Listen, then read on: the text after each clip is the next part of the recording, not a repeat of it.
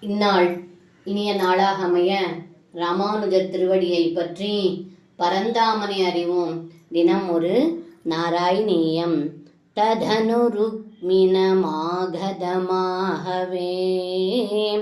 வதமுபேஷ நிபத்ய விரூபயன் கிருதமதம் பரிமுச்ய பலோக்திபிஹி புரமயா ரமயா சஹகாந்தயா.